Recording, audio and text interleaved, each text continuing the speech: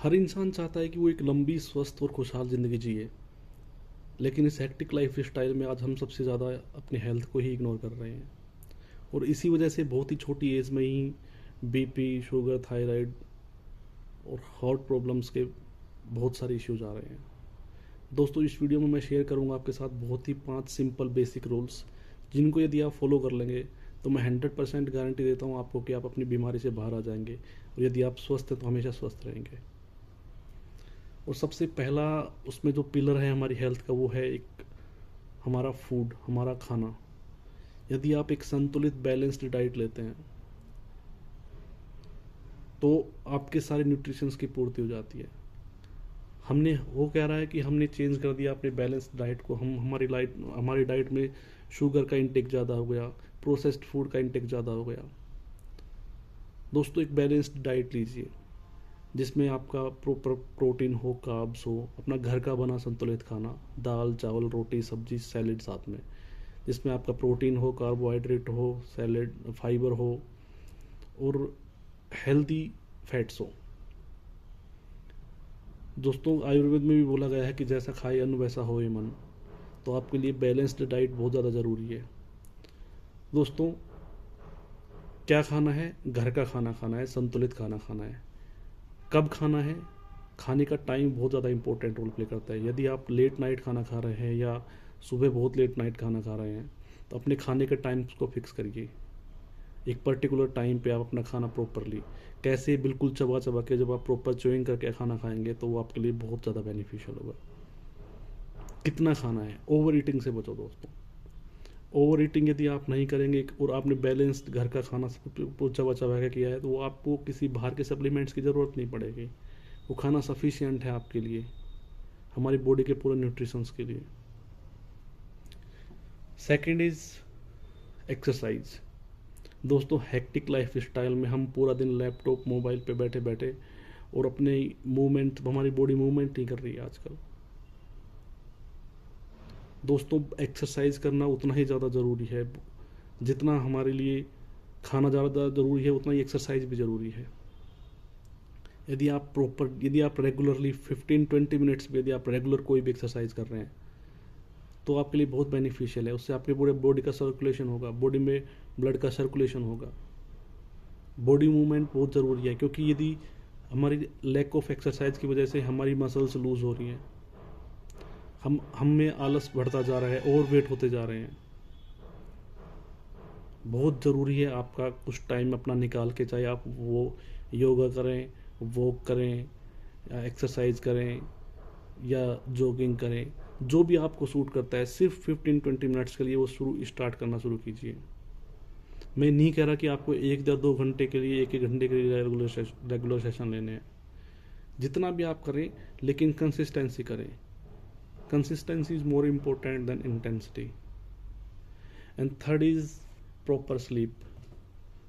दोस्तों, स्लीप एक ऐसी चीज़ है जिसको हम सब ने डिस्टर्ब कर रखा है। यदि आपकी नींद, आप सही से अपनी नींद ले लेते हैं तो नींद वो समय होता है जब आपकी बॉडी खुद को रिपेयर कर रही होती है। और आज सबसे बड़ी समस्या हम यही कर रहे हैं कि हम लेट नाइट स्क्रॉलिंग कर रहे हैं।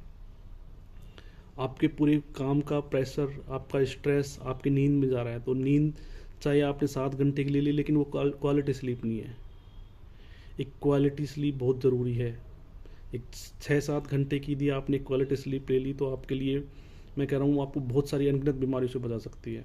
आपके हार्मोनल बैलेंस, आपका मूड्स, आपका ब्रेन फोकस, मेमोरी, सब चीज़ों में उसकी हेल्प मिलेगी। नींद वो समय होता है जब आपकी बॉडी खुद को रिपेयर कर रही है, खुद को प्रिपेयर कर रही है नेक्स्ट डे के लिए। आपके ऑर्गन्स, उनको रिलैक्सेशन मिल रहा है। तो एक अच्छी नींद ज़रूरी है। और एक अच्छी नींद के लिए आपको, यदि आप अच्छी नींद लेना चाहते हैं तो एक लेट नाइट स्क्रॉलिंग से बचिए। नींद से 1 घंटा पहले आप अपना स्क्रीन बिल्कुल बंद कर दें। उसके बजाय आप एक अच्छी बुक पढ़ें तो आपके जो दिन का काम का प्रेशर और जो जो इश्यूज़ हैं उनका रिदम टूटेगा। आप डीप ब्रीथ करें 2-4 मिनट के लिए, अनुलोम विलोम करें 1-2 मिनट के लिए। उससे आपको हेल्दी एक अच्छी नींद आएगी।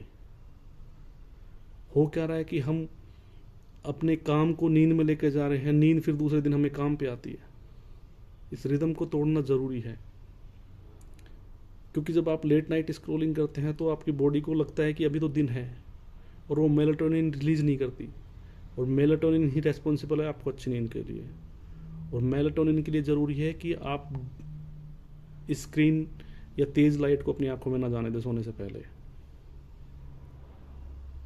एंड फोर्थ इज़ आपकी मेंटल हेल्थ। आप कैसा सोचते हैं, जैसा आपका सोचते हैं उसका पूरा इम्पैक्ट आपकी हेल्थ पे पड़ता है। हेल्थ सिर्फ फिजिकल नहीं है, हेल्थ में एक बहुत बड़ा इम्पोर्टेंट रोल है आपकी माइंड का। आपके यदि आप स्ट्रेस्ड हैं, आप एंग्जाइटी का शिकार हैं, तो आप कितने भी एफर्ट्स कर लें, अपन कितनी भी अपनी डाइट सुधार लें, कितनी भी एक्सरसाइज कर लें, यदि लेकिन आपका माइंड सही नहीं है तो वो आप पे नेगेटिव इम्पैक्ट डालेगा। दोस्तों, इस मैं मानता हूँ कि हमारी लाइफ स्टाइल ऐसी है, हमारे वर्क का प्रेशर, फैमिली प्रेशर, अलग रेस्पॉन्सिबिलिटीज़, हम स्ट्रेस से बिल्कुल दूर नहीं हो सकते, लेकिन स्ट्रेस को मैनेज कर सकते हैं। स्ट्रेस मैनेज करने के लिए आप क्या करें, डेली मेडिटेशन करें, अनुलोम विलोम करें, प्राणायाम करें, अच्छी बुक्स पढ़ें, अच्छा म्यूजिक सुने, अपनी हॉबी के लिए कुछ टाइम दें। जब आप वो करेंगे तो आपका माइंड अपने आप प्रिपेयर होगा उस स्ट्रेस को हैंडल करने के लिए भी। आपकी पावर बढ़ेगी, आपकी माइंड की पावर बढ़ेगी, आपका ब्रेन की पावर बढ़ेगी, आपका फोकस इंक्रीज होगा। माइंड को भी उतना ही आप इम्पोर्टेंस दें जितना आप अपनी बॉडी को दे रहे हैं।